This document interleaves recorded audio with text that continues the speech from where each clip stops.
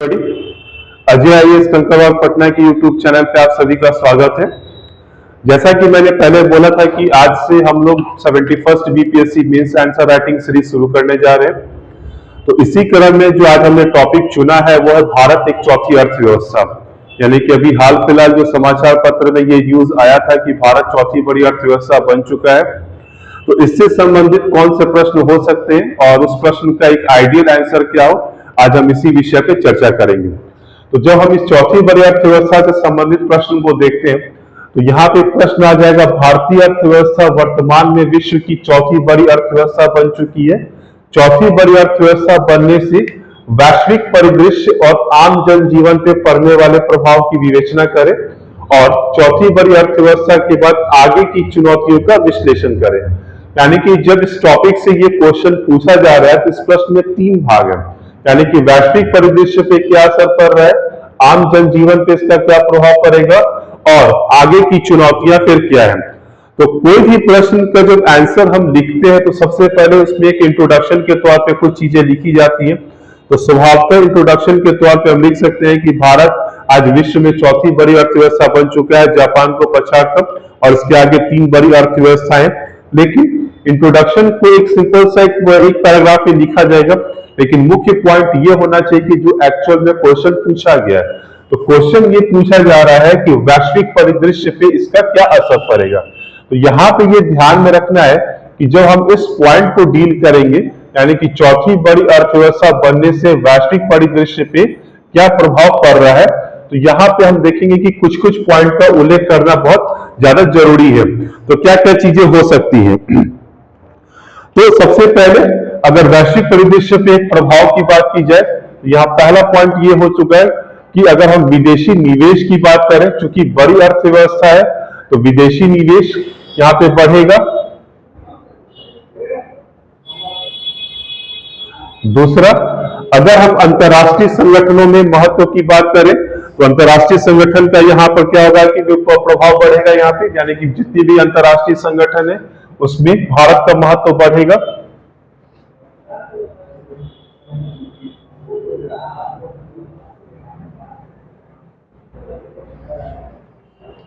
इसके बाद अगर हम कुछ पॉइंट्स को और देखें, जैसे कि क्षेत्रीय स्थिरता की बात करें और फिर उसके बाद वैश्विक आर्थिक नेतृत्व की बात करें, तो इन सारी चीजों में फिर यहाँ पे पॉइंट हम उसको ऐड कर सकते हैं।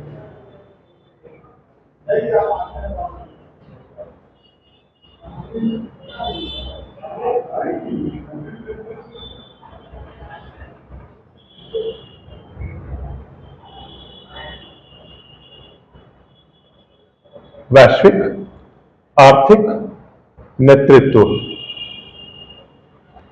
तो पहला जो पॉइंट यहां पे है कि वैश्विक परिदृश्य पे क्या क्या इसका प्रभाव पड़ रहा है, यहां पे हम ये 4 पॉइंट को इंक्लूड कर सकते हैं। विदेशी निवेश, अंतरराष्ट्रीय संगठनों पे प्रभाव, क्षेत्रीय स्थिरता, उसके बाद वैश्विक आर्थिक नेतृत्व। तो ये पॉइंट हम लोग वैश्विक परिदृश्य पे पड़ने वाले प्रभाव पे इसको इंक्लूड कर सकते हैं।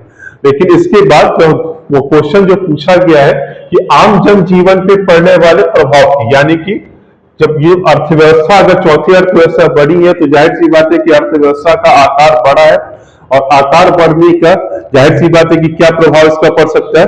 तो जैसे जैसे अर्थव्यवस्था का आकार बढ़ता है तो उस देश की घरेलू स्थिति पे क्या प्रभाव पड़ेगा। तो यहां पर हम देख सकते हैं कि रोजगार के अवसरों में वृद्धि, क्योंकि अर्थव्यवस्था का आकार बढ़ रहा है।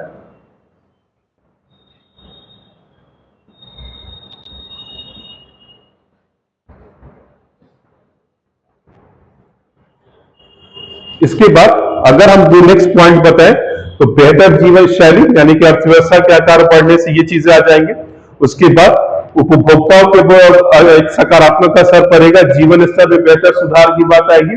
तो इन कुछ पॉइंट्स को हम लोग फिर आम जनजीवन पे पड़ने वाले प्रभाव के अंतर्गत रख सकते हैं, यानी कि एक आंसर में ये सारे पॉइंट हमारे शामिल हो जाएंगे।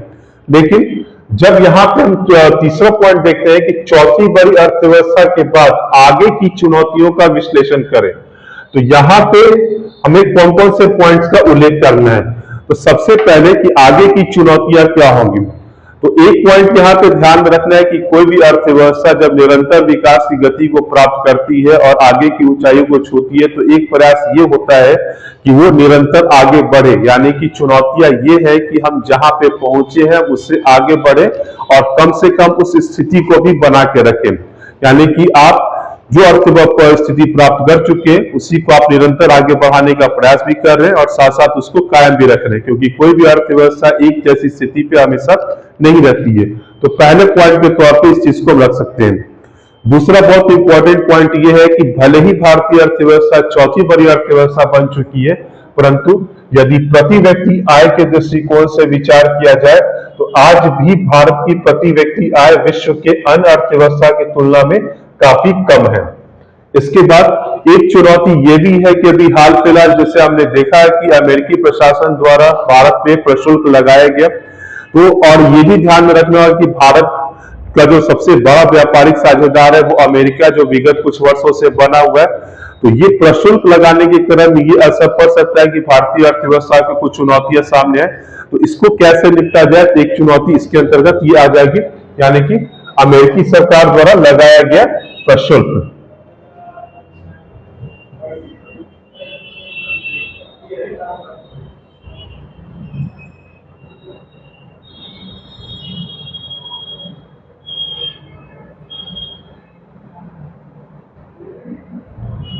इसके बाद चुनौतियां ये भी सामने आती हैं कि जैसे अगर हमने विकास की गति को बढ़ावा दिया है, लेकिन जिस प्रकार से अभी भी इंफ्रास्ट्रक्चर के क्षेत्र में बहुत कार्य करने बाकी है, तो उस पर भी हमें निरंतर ध्यान देना ही देना है।